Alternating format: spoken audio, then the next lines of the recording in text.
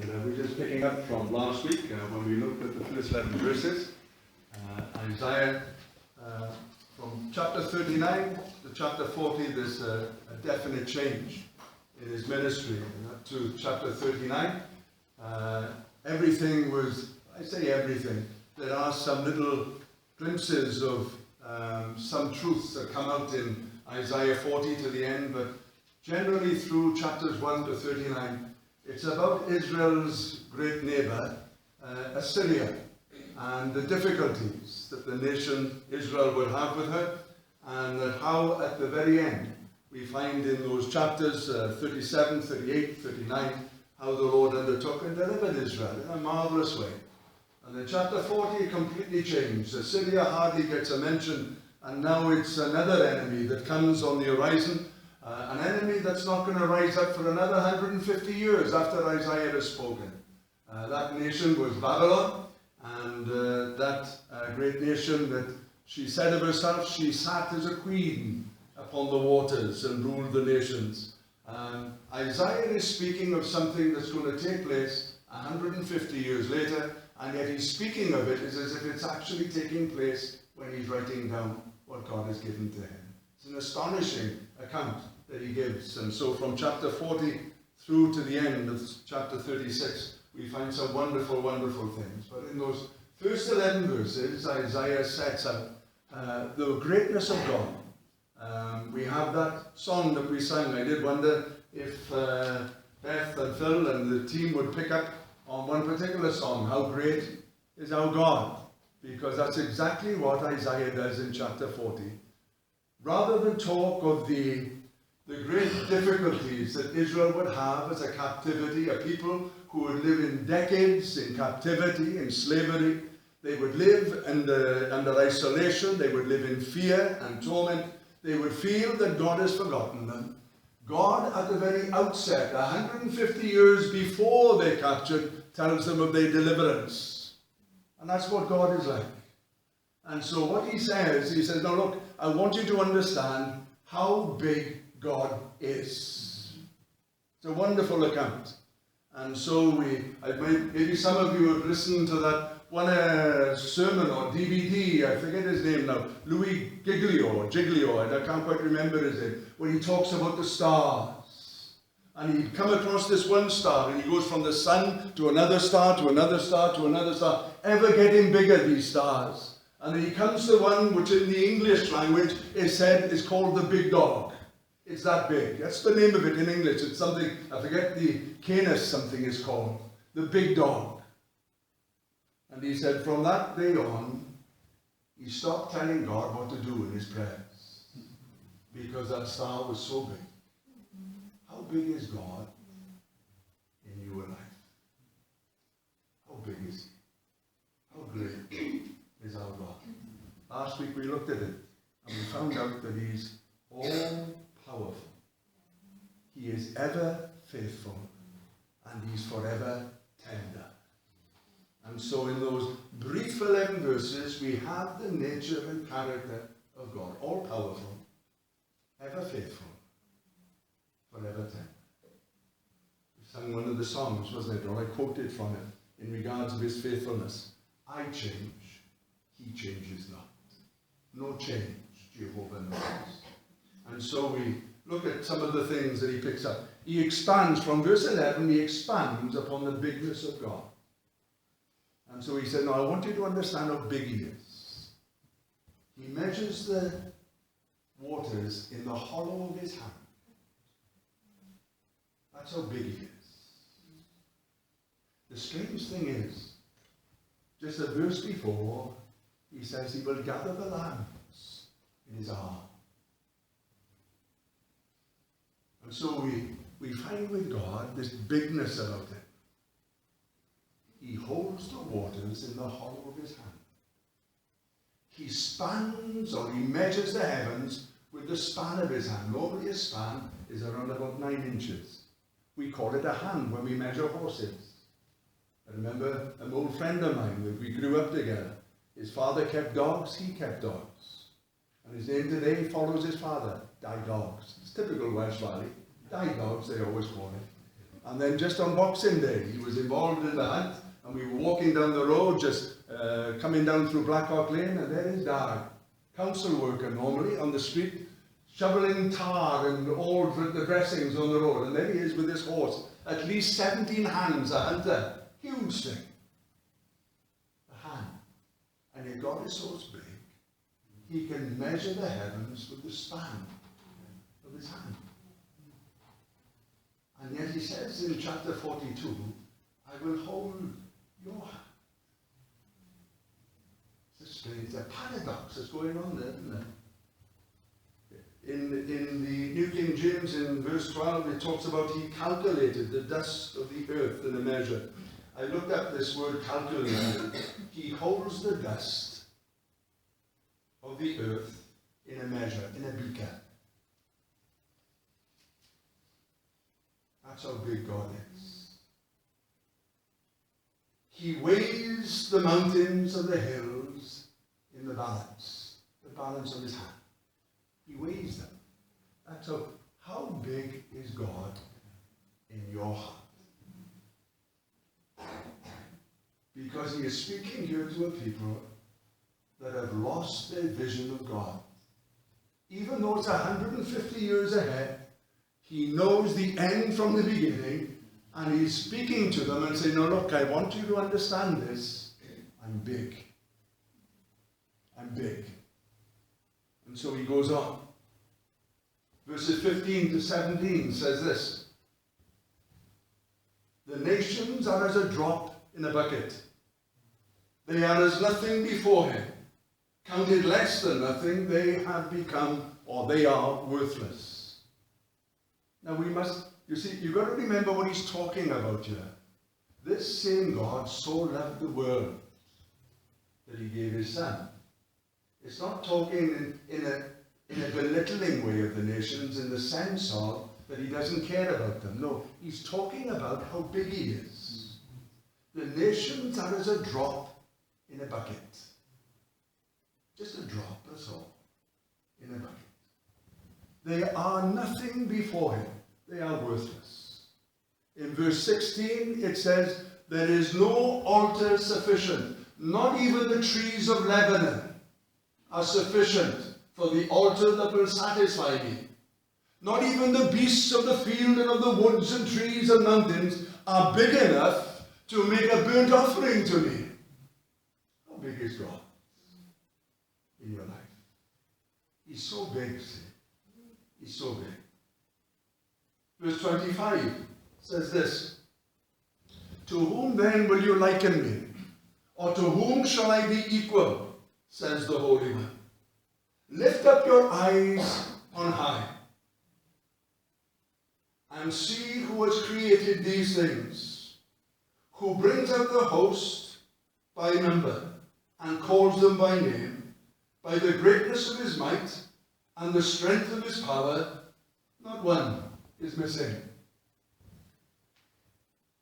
We're told in Psalm 122, and it's the journey of the pilgrim that's coming from places like Babylon to come and celebrate back in Jerusalem, years and years after when Jerusalem has been restored. And the psalmist says this as he makes his journey as a pilgrim back, as he enters into the Judean hills. He says this, I will lift mine eyes up to the hills, from whence comes my help.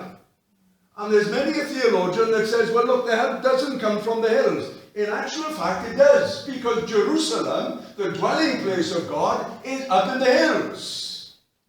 And there's almost a derogatory way of speaking about this. I will lift mine eyes to the hills, from whence comes my help. My help comes from the Lord, who dwells in those mountains. And so he speaks in this term. It doesn't matter whether we're talking of earthly things, whether we're talking of national things, whether we're talking of the universe itself. He is that big. Not one of them is missing, it says. His power, doesn't it say of Jesus, all things were made by him, and by him all things are held together. Do you understand that God created sciences that allows us to understand how of the universe is held together. Most scientists just know the science of it. But there's one who created the science, who allowed us in our little ways to understand. I find it fascinating, that something that is but an accident, that came out of some soup, even the ear of a human being, you have to study 4 years to understand the hearing or the workings of the ear. And then you become someone who is able to, I suppose, treat us. An audiologist, I think they call them, isn't it? But 4 years, they said, just the ear. How big is God? They've got to keep up with their studies because it's ever changing, ever improving, ever increasing. And so there's God. That North Star never moves.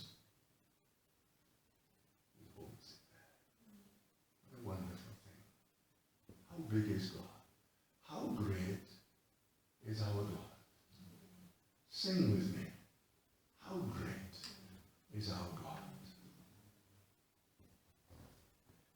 Amongst all this bigness of God, he turns, and before Israel has uttered a word, he's already telling them what they're going to be saying. He turns and speaks to the people who are not there yet. Yet 150 years to wait.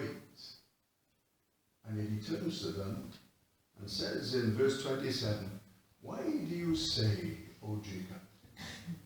Why do you speak, O Israel, that my way is hid from the Lord? My cry for justice is passed over by my God. You see, this is the greatness of God again. He is speaking to a people who feel it's not a case necessarily that they don't believe.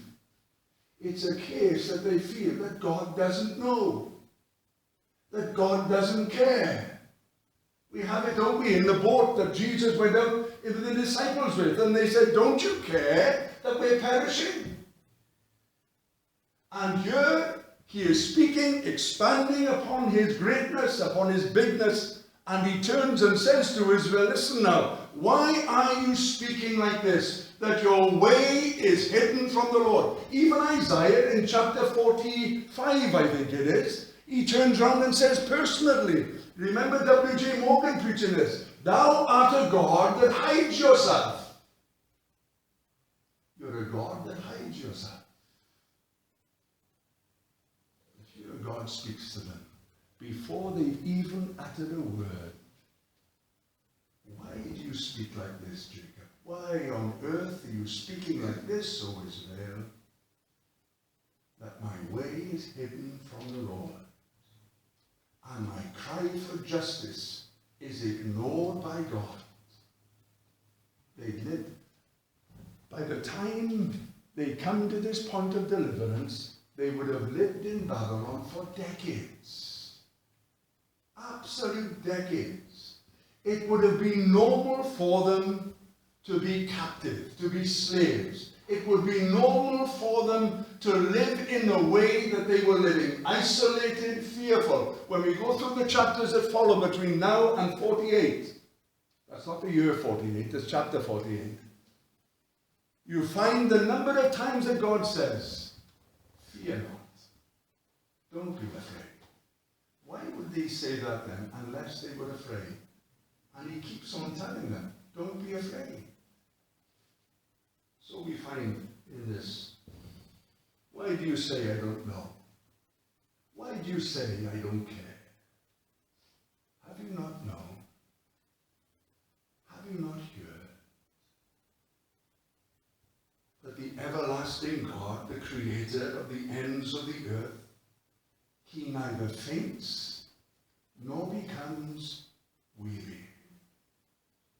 His understanding is unsearchable. This might sound odd to you, but you know that God thinks. deliberates. He ponders. I've always thought, God being God, we take in that he's almighty like that. But there are occasions when it seems that he narrows himself down to ponder and deliberate. And we think he doesn't know. And we think he doesn't care. But we find out that he can look in the darkest areas of our heart. We find that he can ponder these things. We find that he can consider these things. He can deliberate upon them. Who has measured his understanding?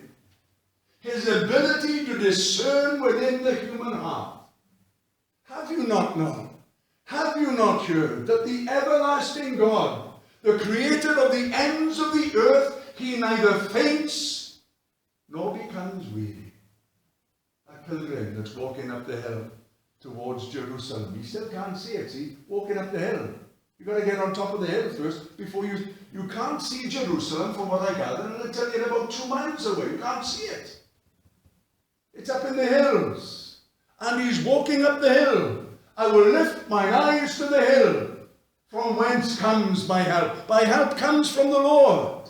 And then we find that the main subject of concern for Pilgrim is this. As his feet is sliding on the slippery slope, the Lord is your keeper.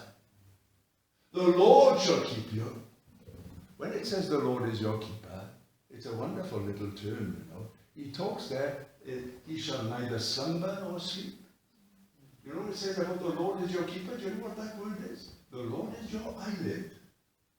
It's wonderful. He never slumbers nor sleeps. Ever, ever open. Oh, the comfort it brings to old Pilgrim as he's making his way from Psalm 121, from the tents of Kedar and from Meshach, lifelong enemies of Israel. And he's making his way, and he comes into Psalm 122, and he makes his way up the hill, and he's assured, the Lord is your eyelid. Almost a posh eyelid then, with an H in it. He never faints, nor is weary. His understanding, it's unsearchable. Do you know he thinks about you? I was in bed last night, just put my head on the pillow, and I thought about it just for a second. He's thinking about me. He deliberates. He ponders. Yes, there is that point that God knows everything. But he allows us to understand how he ticks. How he makes things to happen. He considers us. He ponders us. He deliberates about us. Unimportant as we are. You see, if one of us was to leave this world today, the world would carry on. They told me when I left the office will never be the same again. I know the way they meant it. I was louder than I should have been. Not nasty louder, but we used to contact each other around the desks. They wouldn't be the same. But you know, life went on, and the BT share price went up after I left. Things carry on. We think the world revolves around us sometimes. But in reality, we're very, very minuscule, very small. But you know, he thinks about you. He ponders. What a marvelous God. So big, yet willing to make himself so small. Verse 29, he gives power to the faint, and to those without might, he gives strength. Imagine what it's like. A lifetime, a generation of living in a world that is not yours. That you move and run and work and live to the dictates of another people. Imagine what it's like to be a captive. Imagine what it's like to be tired. Imagine what it's like to be so faint-hearted, and yet there in the midst of it all, for those that are without might, for those that are without strength, he gives power to those that are ready to faint. This is the God we've got, see? This is the God we've got. To a people then, captive, fearful, low in spirit, tired, he gives strength. How great is our God. Psalm 147. If the Star of David were here, that little band that came over from America to sing so many Jewish songs, this would be a song that they sang and a song they would sing in regards of this. Their opening statement would be this, verse 1, Hallelujah. For it is good to sing praises to our God. It is pleasant, and praise is beautiful. The Lord builds up Jerusalem. He gathers together the outcasts of Israel. He heals the brokenhearted and binds up their wounds. He counts the number of the stars and calls them all by name. Great is our Lord and mighty in power. His understanding is infinite. The Lord lifts up the humble. He casts the wicked down to the ground. Sing to the Lord with thanksgiving. Sing praises on the harp to our God, who covers the heaven with the clouds, who prepares the rain for the earth, who makes grass to grow on the mountains. He gives to the beast its food, and to the young ravens that cry. He does not delight in the strength of the horse. He takes no pleasure in the legs of a man. The Lord takes pleasure in those who fear him, in those who hope in his mercy. Praise the Lord, O Jerusalem. Praise your God, O Zion, for he has strengthened the bars of your gates. He has blessed your children within you. He makes peace within your borders and fills you with the finest wheat.